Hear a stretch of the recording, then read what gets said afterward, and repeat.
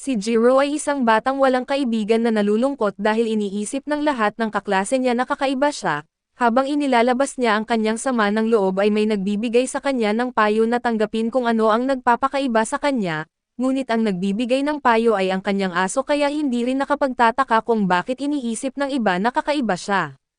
Lumalabas na ipinanganak si Jiro na may kakayahang marinig ang boses ng lahat ng hayop sa kanyang paligid, ngunit dahil palagi siyang nakikipag-usap sa mga hayop at natatakot ay naiilang sa kanya ang ibang tao. Dahil dito, paglaki niya ay ang mga hayop sa kanilang lugar lamang ang naging mga kaibigan niya at ginagawa pa niya ang lahat para maprotektahan ang mga ito, minsan ay nakikipag-away pa siya para ipagtanggol ang kanyang mga kaibigang hayop laban sa mga siga na palaging nanggugulo sa kanila.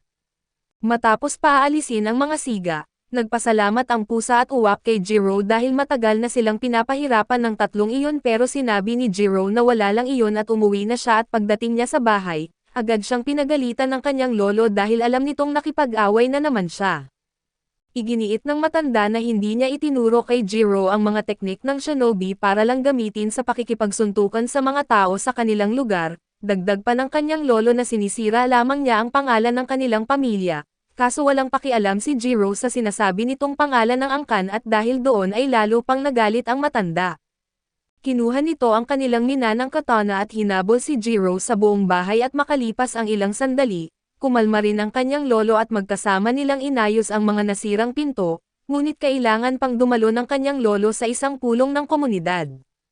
Kaya sinabi nitong gabi na siya makakauwi at inutusan si Jiro na ikandado ang bahay bago matulog at napabuntong hininga si Jiro, pero pumayag pa rin siya at ilang sandali lang ang lumipas nang dumating ang uwak na tinulungan niya kanina, humingi ito ng tulong dahil may pusa na malubhang nasugatan sa kagubatan.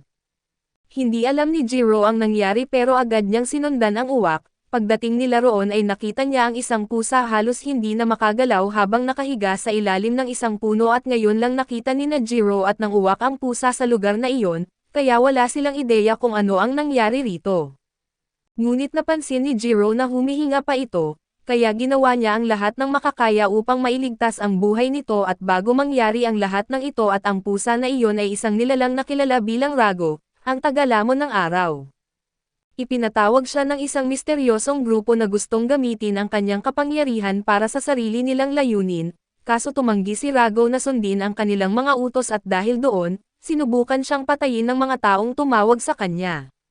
Nang muling magising si Rago, napansin niyang nakahiga siya sa isang mainit at komportableng higaan ng pusa sa bahay ni Jiro at ilang sandali pa, pumasok si Jiro upang tingnan ang kanyang kalagayan at masaya siyang makitang nagising na ang pusa dahil sa tindi ng mga sugat nito, akala niya ay hindi na ito mabubuhay. Dinalhan niya ito ng isang mangkok ng tubig dahil inakala niyang siguradong nauuhaw ito, pagkatapos ay nagpakilala siya at hiniling din sa pusa na sabihin ang pangalan nito at sa isip ni Rago ay isa talagang tanga si Jiro kahit sabihin pa niya ang kanyang pangalan, imposible namang maintindihan ng isang tao ang sinasabi ng isang pusa. Ngunit agad siyang sinagot ni Jiro at iginiit na hindi magandang tawaging tanga ang ibang tao nang walang dahilan, labis na nagulat si Rago nang napagtanto niyang naiintindihan pala siya ni Jiro at dahil sa sobrang pagkabigla, agad siyang nagtago sa ilalim ng kama at tumangging lumabas dahil hindi niya maintindihan ang nangyayari. Naiintindihan ni Jiro kung bakit nagulat si Rago, lalo na kung hindi pa ito nakakausap ng tao noon kaya tiniyak niyang wala itong dapat ikatakot habang nasa bahay niya. Ngunit hindi agad naniwala si Rago at wala siyang naramdamang espiritual na enerhiya kay Jiro, kaya sigurado siyang isa lamang itong ordinaryong tao. Gayunpaman, para makasiguro ay nagpasya siyang manatili muna sa ilalim ng kama hanggang makahanap siya ng pagkakataong makatakas at maya-maya, bumalik si Jiro dala ang pagkain at dahil sa matinding gutom, agad nakalimutan ni Rago ang lahat ng pag-iingat niya. Natatawa na ipinahayag ni Jiro na napakadali pala nitong mapasunod kapag pagkain ang usapan, walang hiya namang sumagot si Rago na walang sino mang gutom ang tatanggi sa isang pagkain at natatawa ring idinagdag ni Jiro na nakakatawang marinig ang isang pusa na tinatawag ang sarili nitong tao. Agad namang nagalit si Rago at binanggit niyang hindi siya isang pusa, formal niyang ipinakilala ang sarili bilang isang immortal na nilalang o mas kilala sa tawag na Manoke. Ang mga Manoke ay mga nilalang na kayang mag-anyong tao o hayop upang mamuhay sa paligid ng mga tao nang hindi napapansin. Hindi gaanong naintindihan ni Jiro ang paliwanag kaya tinanong niya si Rago kung bakit nauwi ito sa ganoong kalagayan kung napakalakas pala ng mga Monoke. Ipinaliwanag ni Rago na isa ring Monoke ang may kagagawan nito at nang tanungin ni Jiro kung bakit siya inatake, sinabi ni Rago na hindi niya na maalala ang lahat ng detalye. Ang natatandaan lamang niya ay gusto ng Monoke na iyon ang kanyang tulong, ngunit tumanggi siya at doon naunawaan ni Jiro ang nangyari at mukhang matapos tanggihan ni Rago ay pinagtulungan siyang atakihin ng mga ito, gayunpaman ay nagtaka si Jiro kung bakit tumanggi si Rago gayong pareho naman silang Monoke.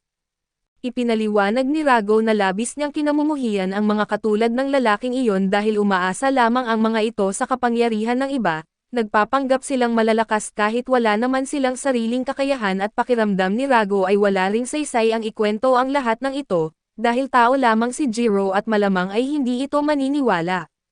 Ngunit ipinapaalala ni Jiro na mula pa pagkabata ay nakakausap na niya ang mga hayop, kaya para sa kanya at hindi na nakakagulat na may mga immortal na halimaw na tulad ng mga Monoke, samantala sa kagubatan ay natagpuan ng isang babaeng ahente ang lugar kung saan unang nakita ni Jiro si Rago. Iniulat niya sa kanilang punong himpilan na may nakita siyang malaking bakas ng dugo na kumpirmadong kay Rago, gayunpaman ay wala siyang maramdamang espiritual na presensya nito, kaya naniniwala siyang nagtatago lamang ito sa malapit. Inutusan siya ng kanyang pinuno na hintayin ang pagdating ng iba pang miyembro ng search team, kaya umatras muna siya at naglaho sa gitna ng kagubatan at lumalabas na hindi lang siya ang naghahanap ng bakas ni Rago. Samantala sa bahay ni Jiro, pinapaliguan niya si Rago upang makapagpahinga ito at napansin niyang napakabilis gumaling ng mga sugat nito dahil halos wala ng bakas ng pinsala sa katawan nito. Habang pinapaliguan si Rago ay naalala ni Jiro ang kanyang asong si Nachi noon at isa itong malaking aso na napakalambot ng balahibo. Tuwing binubuli o nasasaktan si Jiro, palagi siyang hinihikayat ni Nachi na paligan ito dahil alam nitong iyon ang paraan para kumalma siya at kinagabihan ay natulog na si Jiro, ngunit nang makasiguro si Rago na mahimbing na itong natutulog ay umakyat siya sa bintana at naghanda ng umalis.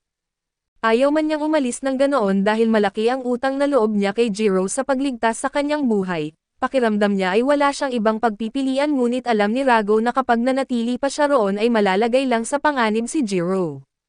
Kaya tumalon siya palabas ng bintana at paglapag niya sa lupa ay bahagya siyang natumba dahil kahit magaling na ang kanyang mga sugat, hindi pa rin lubos na bumabalik ang kanyang lakas at habang paalis na siya sa bakuran, biglang lumitaw si Jiro sa likuran niya at tinanong kung saan siya pupunta sa 10 oras ng gabi.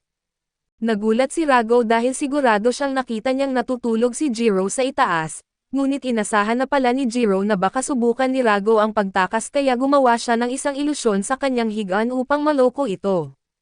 Sinabi ni Rago na hindi na kailangang makialam pa si Jiro sa kanyang problema dahil sobra-sobra na ang naitulong nito, pero tumanggi si Jiro at ipinapaalala na siya ang nagligtas sa buhay ni Rago, kaya responsibilidad niyang alagaan ito hanggang sa tuluyan itong gumaling.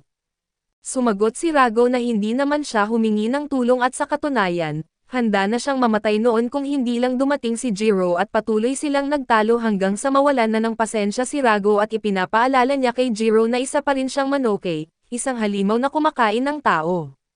Mas mabuti raw na bumalik na lang si Jiro sa kanyang higaan at kalimutan na lamang na nagkakilala sila, pero biglang may isang lalaking pumasok sa bakuran ni Jiro at naputol ang kanilang usapan. Hindi kilala ni Jiro ang lalaki kaya agad niya itong pinaalis dahil hindi naman ito inimbitahan, ngunit tinawag siya ng estranghero na isang mangmang na tao at saka binago ang anyo ng kanyang braso bago sumugod sa kanya. Nagulat si Jiro kaya hindi siya nakaiwas sa oras ngunit hindi hinayaang mamatay siya ni Rago, agad siyang tumalon at itinulak si Jiro palayo bago niya inakit ang lalaki papunta sa kagubatan at sinubukan ni Rago na makatakas. Pero dahil hindi pa bumabalik ang kanyang buong lakas ay mabilis siyang naabutan ng demonyo at walang hirap na ibinagsak sa lupa. Sinabi ng demonyo na may oras pa si Rago para magbago ng isip at sumama sa kanilang panig. Ipinapaalala nitong napakalaki ng naging sakripisyo nila upang sirain ang selyong nakakulong kay Rago, kaya ayaw sana nilang mapilitang patayin siya.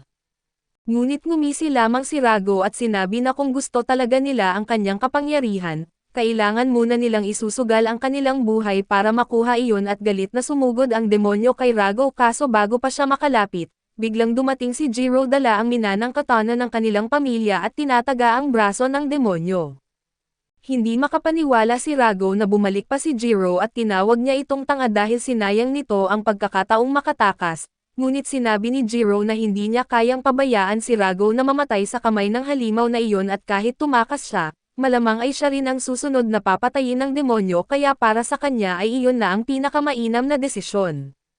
Tuluyan nang nagbago ang anyo ng demonyo at naghanda itong umatake kay Jiro, gayunpaman ay nagtaka ito dahil hindi man lang natakot si Jiro sa kanyang nakakatakot na anyo at napansin din ng demonyo ang mga ukit sa katana ni Jiro at ang mga galaw nitong parang isang ninja, dahil dito ay nahulaan niyang kabilang si Jiro sa angkan ng mga shinobi. Muling sumugod ang demonyo at malakas na sumuntok at akala nito ay tinamaan na niya si Jiro, pero nang tingnan niya ang kanyang kamao na tela lamang ang naroon, nakaiwas pala si Jiro at naghahanda ng umatake mula sa itaas. Maganda sana ang plano kaso labis niyang minamaliit ang bilis ng demonyo at bago pa niya may baba ang kanyang espada, nakalipat na ito sa kanyang likuran at tinusok siya sa likod gamit lamang ang daliri nito. Sinubukan pa ring gumanti ni Jiro, pero mabilis na umatras ang demonyo at naiwasan ang kanyang huling pag-atake at humanga ang demonyo dahil nagawa pa ring lumaban ni Jiro kahit ganoon nakalubha ang kanyang sugat. Ngunit alam nitong wala ng pag-asang mabuhay pa si Jiro matapos matamo ang ganoong pinsala. Lumapit si Rago kay Jiro at puno ng pagsisising tiningnan ang unti-unti nitong naghingalo na katawan, alam niyang hindi sana mangyayari ang lahat ng ito kung hindi dahil sa kanya at nang makita ng demonyo si Rago na nakatingin kay Jiro, inakala nitong balak kainin ni Rago ang binata upang maibalik ang kanyang buong kapangyarihan. Kaya pumayag itong ibigay ang katawan ni Jiro sa kanya, umaasang magbabago ang isip nito at sasama na sa kanilang panig, kaso wala sa isip ni Rago ang gawin iyon at totoong maibabalik ang kanyang lakas kung kakainin niya si Jiro, pero napakalaki ng utang na loob niya rito kaya hinding-hindi niya ito magagawa. Sa halip ay nagpasya si Rago na ang mismong si Jiro ang kumain sa kanya at agad siyang nagbago ng anyo at pumasok sa katawan ni Jiro, dahilan upang sumabog ang napakalakas na espiritual na enerhiya at habang lumalaya ang tunay na kapangyarihan ni Rago, hindi makapaniwala ang demonyo na ipagkakanulo nito ang kapwa Manoke at ibibigay ang sariling kapangyarihan sa isang tao. Muling nagkamalay si Jiro at napansin niyang tuluyan ng naghihilom ang kanyang mga sugat dahil sa kapangyarihan ni Rago, hindi niya maintindihan ang nangyayari at lalo pa siyang nagulat nang makitang may makapal na maitim na usok na lumalabas sa kanyang katawan. Maya-maya ay narinig niya ang boses ni Rago sa kanyang isipan, sinabihan siya nitong tumigil sa pagkalito dahil nasa gitna pa rin sila ng labanan at muling sumugod ang demonyo kay Jiro, ngunit sa pagkakataong ito ay kaya na ng kanyang katawan na sabayan ang bilis nito, madali niyang naiwasan ang mga pag-atake at hindi na siya muling natusok. Gayunpaman ay wala pa rin siyang ideya kung paano niya matatalo ang demonyo. Doon nagsalita si Rago at ipinahayag kay Jiro na ang kailangan lang nitong gawin ay ikuyom ang kanyang kamao at siya na ang bahala sa iba. Hindi man lubos na naintindihan ni Jiro ang ibig sabihin nito at sinunod pa rin niya ang ipinaliwanag ni Rago. Sa sandaling sumuntok siya ay ginamit ni Rago ang kanyang kapangyarihan upang wasakin ang katawan ng demonyo, at isang atake lang ang naging sapat upang mapatay ito. Hindi pa rin makapaniwala si Jiro sa lahat ng nangyari. Kaso bago pa niya mapag-isipan ang lahat ay bigla siyang pinalibutan ng mga ahente mula sa Espionage Bureau na dumating matapos maramdaman ang napakalakas na espiritual na enerhiya, agad nila siyang pinatulog upang madala siya para sa investigasyon.